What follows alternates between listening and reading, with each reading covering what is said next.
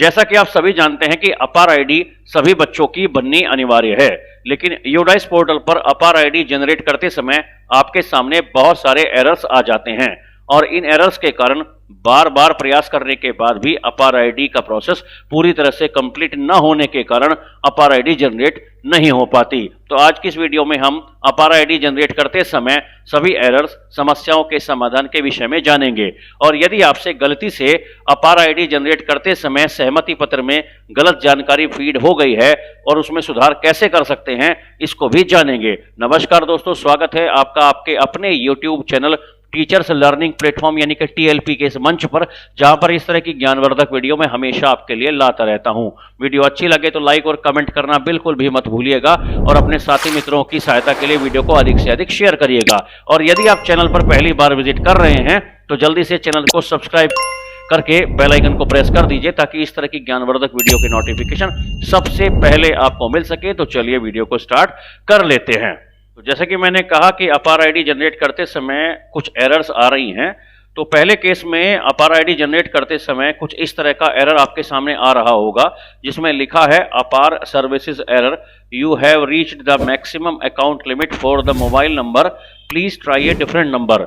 यह एरर इस प्रकार की तब आती है जब बच्चे की जनरल प्रोफाइल अपडेट करते समय जो अभिभावक का मोबाइल नंबर फीड करते हैं 4.1.10 में, तो यहाँ पर हम मोबाइल नंबर न फीड करते हुए अगर हमारे पास अभिभावक का नंबर नहीं है तो वहाँ हम 10 बार नो टाइप कर देते हैं या फिर क्लास टीचर अपना ही मोबाइल नंबर फीड कर देते हैं। ऐसी परिस्थिति वो कई केस में करते हैं जहां पर बच्चों के अभिभावकों के नंबर न होने के कारण कई बच्चों के सामने इसी तरह की जानकारी फीड कर दी जाती है। तो इस तरह का एरर आ जाता है। इसका सबसे अच्छा सोल्यूशन ये है कि आप बच्चे के अभिभावक से बात करके उनका जो मोबाइल नंबर है वो रियल मोबाइल नंबर यहाँ फीड कर दें ताकि ये एरर आपके सामने से हट जाए। अब बात करते हैं दूसरे नंबर की एरर की, जो आपके सामने लिखा है students name in school record should be similar to that of name as per आधार।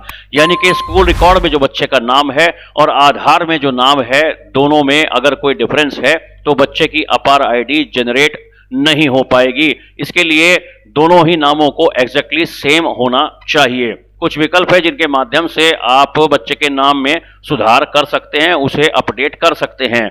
उसका सबसे पहला तरीका तो यह है कि यदि बच्चे के नाम में एक माइनर सी ही मिस्टेक है तो इस वीडियो को देखकर आप बच्चे के नाम में स्कूल लॉगिन से सुधार कर सकते हैं। यूडाइस पोर्टल पर जाकर उसका वीडियो का लिंक मैंने डिस्क्रिप्शन बॉक्स में दे दिया है।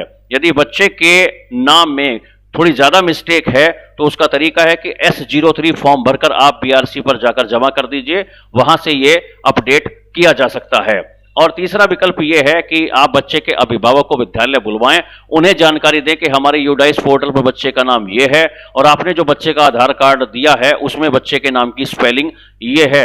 तो दोनों को मैच करने के लिए आप उनसे उनके आधार को अपडेट कराने के लिए कह सकते हैं, तभी आप बच्चे की अपार आईडी को जनरेट कर पाएंगे। अब बात करते हैं जो तीसरा एरर आपके सामने आ रहा है। यहां पर लिखा है could not connect to the services, please try after some time. Error code है RKX 2003। ये एरर 3 जो आपके सामने लिखा है ये तब आता है जब आपके फोन में इंटरनेट की स्पीड बहुत ही कम होती है या फिर आप एक अच्छे नेटवर्क एरिया में नहीं होते, या फिर ये कह सकते हैं कि जब यूडाइस पोर्टल पर बहुत सारे लोग काम कर रहे हों और वेबसाइट बहुत ज्यादा बिजी हो जाए तो इस तरह का एरर शो होने लगता है। बेसिकली ये एक साइट प्रॉब्लम है। तो इसका सबसे अच्छा सॉल्यूशन ये है कि जब आप एक अच्छे नेटवर्क एरिया में काम कर रहे हो या आपके मोबाइल में नेटवर्क की स्पीड बहुत अच्छी आ रही हो या फिर वेबसाइट बिजी ना चल रही हो, तब आप अपने कार्य को पूर्ण करें। अब बात करते हैं एरर नंबर 4 की, जिसमें लिखा है student enrolment detailed not updated yet, please update enrolment details to save other details. यानी कि बच्चे की अपार आईडी आप तभी जनरेट कर पाएंगे जब आपने स्टूडेंट मॉड्यूल में जाकर बच्चे की GP, EP और FP को कंप्लीट कर दिया हो। यानी कि जब तक आप इस GP, EP, FP को कंप्लीट नहीं करते हैं तब तक आप बच्चे की कोई अपार आईडी जनरेट नहीं कर पाएंगे। यदि आप GP, EP, FP कंप्लीट करना नहीं जानते हैं तो इस वीडियो के माध्यम से आप अपना कार्य पूर्ण कर सकते हैं। इस वीडियो का लिंक आपको डिस्क्रिप्शन बॉक्स में मिल जाएगा। अब अगले एरर में आपको बता देना चाहूंगा कि जब आप अभिभावक का सहमति पत्र ऑनलाइन फीड करते हैं तो डेट ऑफ फिजिकल कंसेंट में कभी कभी लिखा आता है date can not be more than 30 days old, यानी कि जिस तारीख में आप सहमति पत्र लेते हैं उससे अगले 30 दिन के अंदर आपको बच्चे की अपार आईडी को बना देना है, उसको जनरेट कर लेना है। उससे ज्यादा दिन के बाद आप बच्चे की अपार आईडी को जनरेट नहीं कर पाएंगे। इस बात का आप विशेष ध्यान रखें कि जिस तारीख में आपने बच्चे के अभिभावक से कंसेंट यानी कि सहमति पत्र लिया है उससे अगले 30 दिनों के अंदर आपको बच्चे की अपार आईडी जनरेट कर लेनी है। उसके बाद अपार आईडी जनरेट करने में समस्या आती है। अब अगले एरर की अगर बात करें तो आपके सामने कभी कभी इस तरह का एक पॉपअप खुलकर आता है जिस पर लिखा रहता है some error occurred on the server side, please try after some times. तो बेसिकली ये भी एक तरह की साइट के बिजी होने का एक प्रॉब्लम आता है। ये भी एक ऐसी एरर है जब साइट बहुत ज्यादा बिजी हो और बहुत सारे लोग उस पर काम कर रहे हो तो सर्वर डाउन होने के कारण आप अपना कार्य पूर्ण नहीं कर पाते। इसका भी सोल्यूशन ये है कि आप कुछ देर के बाद इस अपने यूडाइस पोर्टल के काम को फिर से ट्राई करें करने के लिए, ताकि ये प्रॉब्लम आपके सामने ना आए। अगले एरर की अगर बात करें तो किसी भी स्टूडेंट का जब आप अपार आईडी जनरेट करने के लिए उसको जनरेट बटन पर क्लिक करते हैं तो अभिभावक का कंसेंट फॉर्म भरते हैं, जहां पर इसमें सबसे पहले आप अभिभावक का नाम लिखते हैं और उससे संबंधित जानकारियों को फीड करते हैं। फीड करने के बाद जैसे ही आप सबमिट बटन पर क्लिक करते हैं तो कुछ इस तरह का एरर आपके सामने शो होता है जिस पर लिखा है Aadhaar details could not be validated, please verify Aadhaar number, name as per Aadhaar, gender and date of birth for the student. इसका मतलब ये है कि हमारे स्कूल रिकॉर्ड में यानी कि यूडाइस पोर्टल पर जो बच्चे के आधार के अनुसार उसका नाम, उसका जेंडर और डेट ऑफ बर्थ है वो आधार कार्ड के अकॉर्डिंग मैच नहीं कर रहा है, जिसकी वजह से इसकी अपार आईडी हम जनरेट नहीं कर पा रहे हैं। अब उसके लिए आप यहां देख सकते हैं कि कुछ बच्चों के नाम के आगे ग्रीन टिक आपको दिख रहे होंगे और कुछ बच्चों के आगे आपको ग्रीन टिक नहीं दिख रहे होंगे।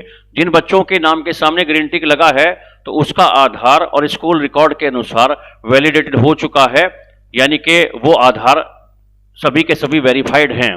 और जिन बच्चों के नाम के आगे ग्रीन टिक नहीं दिख रहा है तो सबसे पहले आधार के अकॉर्डिंग आपको उसकी सभी डिटेल्स यहां पर मैच करनी होंगी, उसके आधार को वैलिडेट करना होगा।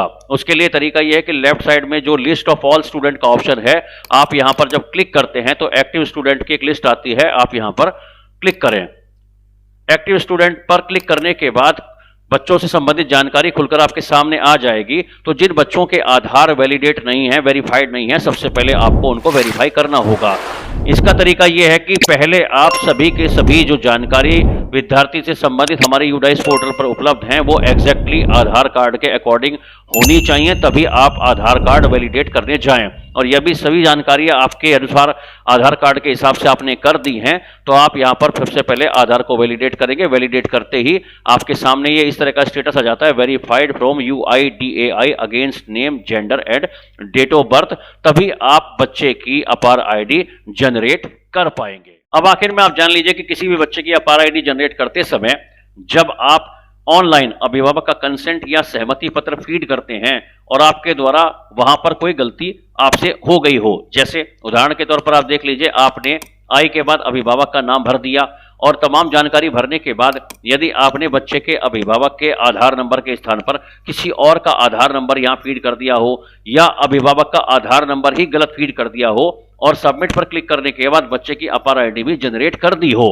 तो आपको ध्यान रखना है कि यहां पर आपको बहुत सावधानी से काम करना है, क्योंकि यहां पर गलती की गुंजाइश नहीं होनी चाहिए। और अभी तक इन गलतियों को सुधारने का कोई भी ऑप्शन, कोई भी विकल्प, कोई भी बटन पोर्टल पर नहीं दिया गया है।